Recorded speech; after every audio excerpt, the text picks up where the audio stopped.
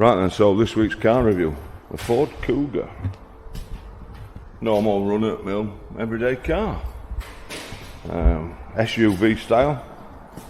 Some are two-wheel drive, some are four-wheel drive. Diesel, petrol, this is a TDCi. I'll put a little number plate.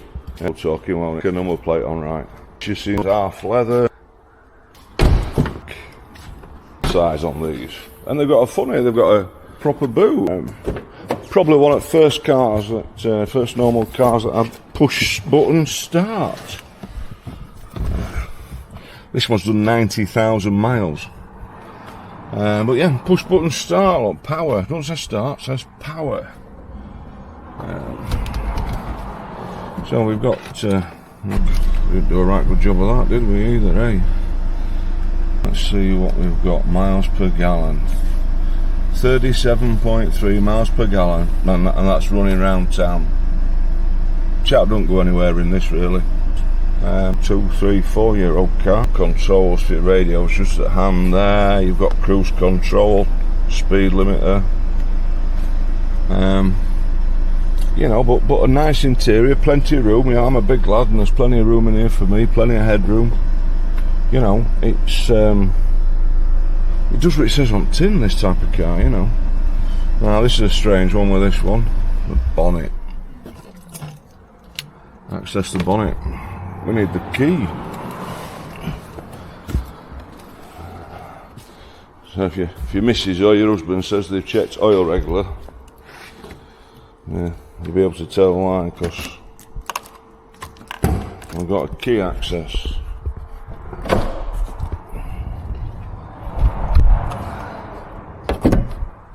So easy. Coolant levels here, it will scold you. It's all accessible, everything's there where you'd expect it to be. You ever get stuck with a flat battery, positive terminal, and there's your negative, because the negative's hidden behind that cover there, so you've got a negative on the side there. You know, it's showing its age a bit, it's a few year old. You can see a little bit of discoloration in the headlights where the ultraviolet from the sun sends them frosty. We have a process where we can sort that out, so if your car ever comes from an MOT and it's got that issue with the headlights, then you know, we can sort it. It's not a case of buying new headlights like some people make out. Well, so there's the Ford Kuga, so we'll get it on the ramp and then we'll have a look underneath and we'll talk about a few that we've seen past.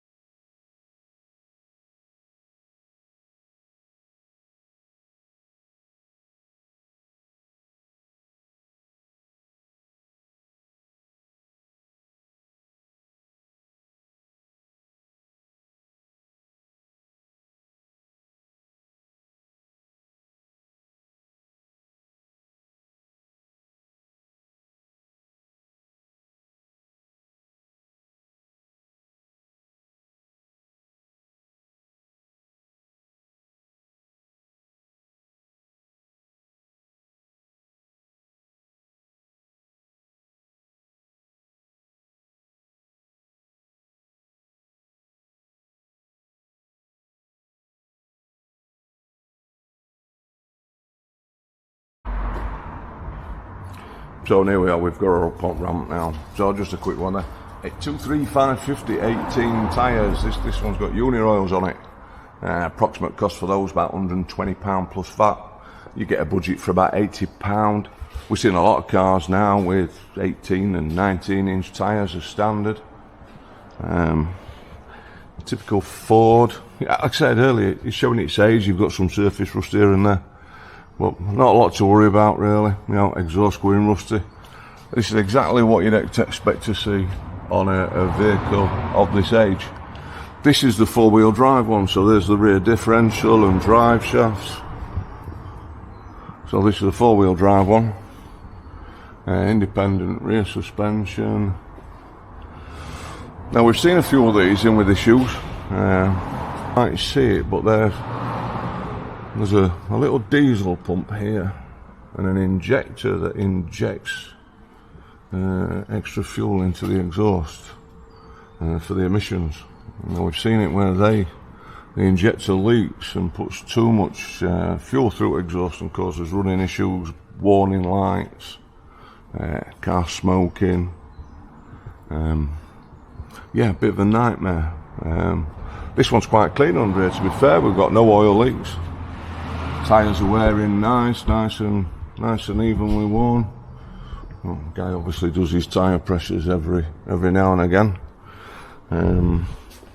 You know, it is. You know, I can't stress enough how important it is to keep on top of your tyre pressures.